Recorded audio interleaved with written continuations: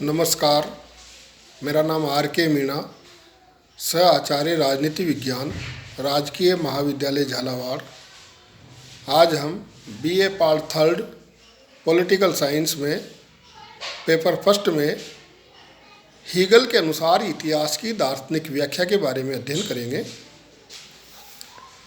अपने द्वंद्ववादी सिद्धांत के अनुसार हीगल ने विश्व इतिहास की विभिन्न घटनाओं को एक विकास क्रम में जोड़कर विकास के एक अनवरत क्रम की बात कही और ये सिद्ध किया कि इतिहास विश्व इतिहास की अभिव्यक्ति की कहानी है। उसके अनुसार इतिहास में घटित होने वाली सभी घटनाएं विश्व आत्मा के निरंतर विकास के विभिन्न रूपों का प्रतिनिधित्व करती है।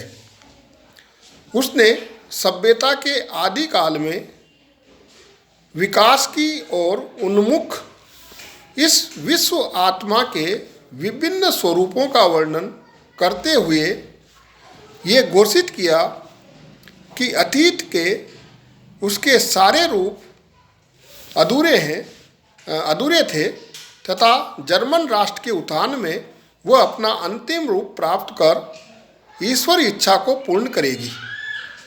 इस तरह इतिहास विश्व आत्मा के द्वारा अपना अंतिम स्वरूप प्राप्त करने के उद्देश्य से ही जाने वाली महायात्रा है। ये सारा विश्व आत्मामय है और उसकी शक्ति से प्रेरित एवं संचालित है। इसलिए मनुष्य का ये कर्तव्य है कि वह इस रहस्य को समझे और अपनी संकीर्ण इच्छाओं तथा वासनाओं को छोड़कर इस रहस्य के प्रयोजन के अनुसार कार्य करे, क्योंकि सच्चा मनुष्यत्व और सच्ची स्वतंत्रता विश्व आत्मा के प्रयोजन के अनुसार कार्य करने में ही निहित है। हीगल का इस संबंध में आगे कथन है कि विश्व आत्मा इतिहास में अपने विकास के लिए विभिन्न रूप ग्रहण करती है। द्वंद्वात्मक पद्धति के अनुसार इसके प्रत्येक अगले रूप में पिछला रूप बीज रूप में विद्यमान रहता है और इस प्रकार इसके विकास में एक मौलिक एकता और अनवरतता बनी रहती है। यह विकास यद्यपि सने सने होता है, लेकिन परिस्थितियों इसमें कभी कभी विस्फोट भी होता नजर आता है। फ्रांस की राज्य क्रांति एक ऐसा ही विस्फोट थी, लेकिन उसके विकास के इस क्रांतिकारी तरीके से भी उसकी अनवरतता नष्ट नहीं होती है और विस्फोट के शांत होने के बाद अनवरतता का वह टूटा हुआ तार फिर जुड़ जाता है और द्वंद्वात्मक पद्धति के अनुसार पुरानी व्यवस्था की अच्छी बातें नई व्यवस्था के द्वारा ग्रहण कर ली जाती है। इस तरह विश्व आत्मा की पूर्णता प्राप्त करने की यात्रा निरंतर जारी रहती है। द्वंद्वात्मक पद्धति के अनुसार हीगल विश्व आत्मा के विकास को 3 स्थितियों में विभाजित करता है। पहली स्थिति पूर्वी देशों की थी, दूसरी यूनानी और रोमन राज्यों की स्थिति और तीसरी जर्मन राज्य के उत्थान की स्थिति होगी। हीगल विश्व आत्मा के विकास का प्रारंभ चीन में मानता है। वहाँ पर विश्व आत्मा अपने स्थूलतम रूप में थी, क्योंकि वहाँ का सारा सामाजिक, राजनीतिक और धार्मिक जीवन एक ही व्यक्ति के द्वारा नियंत्रित था। लोगों को किसी प्रकार की स्वतंत्रता प्राप्त नहीं थी। वहाँ से विश्व आत्मा अपने विकास की यात्रा में भारत की ओर उन्मुख हुई तथा यहाँ पर राजा और ब्राह्मण दोनों मिलकर शासन का संचालन करने लगे।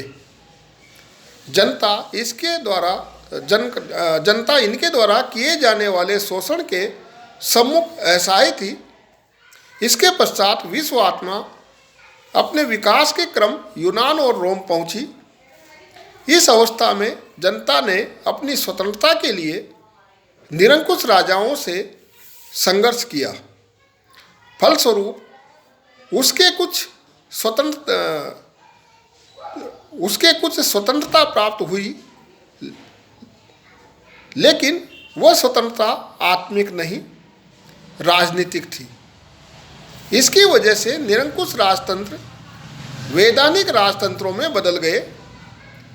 इस विकास के पश्चात विश्व आत्मा का अंतिम विकास जर्मन राज्य में होता है, जिसमें सभी को आत्मिक उत्थान की पूर्णता प्राप्त होगी तथा शासक और जनता के बीच में अब तक विद्यमान खाई पट जाएगी तथा दोनों के हित और उद्देश्य एकीकृत हो जाएंगे। अतः उसने विश्व आत्मा के विकास के इस क्रम का उल्लेख करते हुए घोषणा की कि प्रशिया या जर्मनी शीघ्र ही एक प्रबल शक्तिशाली राज्य के रूप में विकसित होगा और वह यूरोप के समूचे महाद्वीप का अधीश्वर बन जाएगा।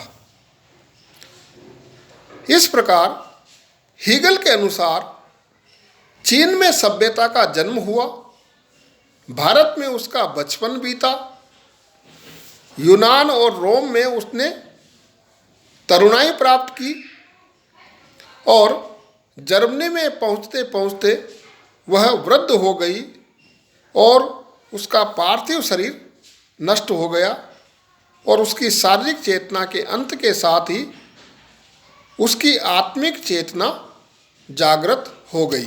धन्यवाद।